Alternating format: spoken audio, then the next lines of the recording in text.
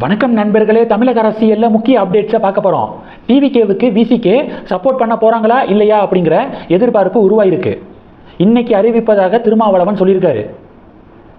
இன்னும் டிவிகேவுக்கு 2 எம்எல்ஏக்கள் ஆதரவு தேவை, அதை விசிகே வச்சிருக்காங்க. கம்யூனிஸ்ட் கட்சிகள், காங்கிரஸ் தங்களுடைய ஆதரவை டிவிகேவுக்கு கொடுத்துட்டாங்க. இன்னும் விசிகே பேலன்ஸு. விசிகே இன்னைக்கு சொல்றேன் நாளைக்கு சொல்றேன் அப்படின்னு 2 நாளை ஓட்டிட்டாங்க. எனக்கு தெரிஞ்ச தகவல் படி டிஎம்கே ஏடிஎம்கே இணைந்து ஆட்சி அமைக்க முடிவில் இருக்காங்க அப்படின்னு ஒரு தகவல் பரவணுச்சுல. ஒருவேளை அப்படி நடந்தா தனக்கு என்ன ரோல் இருக்கு, தனக்கு என்னென்ன வாய்ப்பு இருக்கு தங்கள் கட்சிக்கு அப்படின்னு ஒரு பக்கம் டிஎம்கே கிட்ட பேச்சுவார்த்தை நடத்துறாராம். இன்னொரு பக்கம் டிவிகேவுக்கு சப்போர்ட் பண்ணா என்னென்ன வாய்ப்புகள் புதுசா இருக்கு அப்படின்னு டிவிகே கிட்டையும் பேச்சுவார்த்தை நடத்துறாராம். 2 சைட்ல இருந்து யாருடைய ஆஃபர் சாட்டிஸ்ஃபேக்ஷனா இருக்கோ அவங்களுக்கு தங்களுடைய ஆதரவை கொடுக்கலாம் அப்படின்னு திருமாவளவன் ஆலோசனை நடத்தியதாக சொல்லப்படுது. டிவிகே கிட்ட என்ன டிமாண்ட் பண்ணியிருக்காரு தெரியுமா?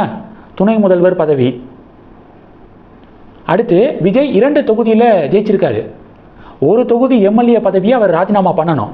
அப்போ அங்கே பை எலெக்ஷன் வரும். அந்த சீட்டை விசிகேவுக்கு ஒதுக்கணும். அந்த சீட்டில் திருமாவளவன் அவர்கள் போட்டியிட்டு எம்பி பதவியை ராஜினாமா பண்ணி இந்த பை எலெக்ஷனில் போட்டியிட்டு சட்டமன்ற உறுப்பினராகி துணை முதல்வர் ஆகிறதுக்கான ஒரு டிமாண்ட் பண்ணியிருக்காராம். எம்பி பதவியை ராஜினாமா பண்ணுறாருல, அப்போ அங்கே ஒரு பை எலெக்ஷன் வரும்ல, அதையும் விசிகே கேடருக்கு கொடுக்கணும், விசிகேவுக்கு ஒதுக்கணும், இதெல்லாம் ப்ரப்போஸ் பண்ணியிருக்காரு. மேலும் அமைச்சரவையிலையும் சீட்டு கொடுக்கணும் அப்படின்னு தொடர்ந்து பல டிமாண்டை விசிகா தரப்பு டிவிகே கிட்ட முன்வைத்ததாகவும் இது தொடர்பாக பேச்சுவார்த்தை நடக்குது அப்படின்னு சொல்லப்படுது. வன்னியரசு இன்னைக்கு பிரஸ் மீட்டில் என்ன சொல்லியிருக்காருன்னா, நேற்று சமூக வலைதளத்தில் ஆட்சியிலையும் பங்கு அதிகாரத்திலையும் பங்கு, இது திருமா காலம் அப்படின்னு வன்னியரசு பதிவு போட்டிருந்தாரு. இன்னைக்கு பிரஸ் மீட்டில் என்ன பேசியிருக்காருன்னா, துணை முதல்வர் மட்டும் கிடையாது, முதல்வராக கூட வாய்ப்பு இருக்கு அப்படின்னு சொல்லி வன்னியரசு பதிவு போட்டிருக்காரு.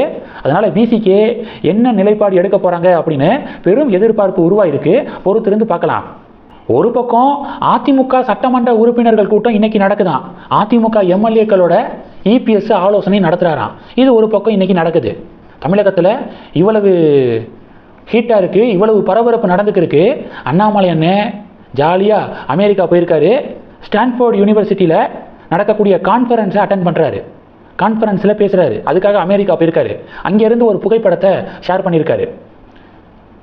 ஒரு கடற்கரையில் நின்று காற்று வாங்குற மாதிரியான ஒரு புகைப்படம்.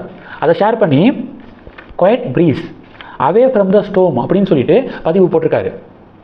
அதான் தமிழகத்தில் இவ்வளவு பரபரப்பு இருக்கு, அங்கேருந்து தள்ளி நிற்கிறேன், கொஞ்சம் குவைட் ப்ரீஸ் அப்படின்னு சொல்லிட்டு பதிவு போட்டிருக்காரு. கமெண்ட் செக்ஷனில் பார்த்தீங்கன்னா இன்ஸ்டாகிராமில் தான் இந்த போஸ்ட் போட்டிருக்காரு. இன்ஸ்டாகிராமில் 2 மில்லியன் ஃபாலோவர்ஸு அண்ணாமலைக்கு கிராஸ் பண்ணியிருக்காங்க.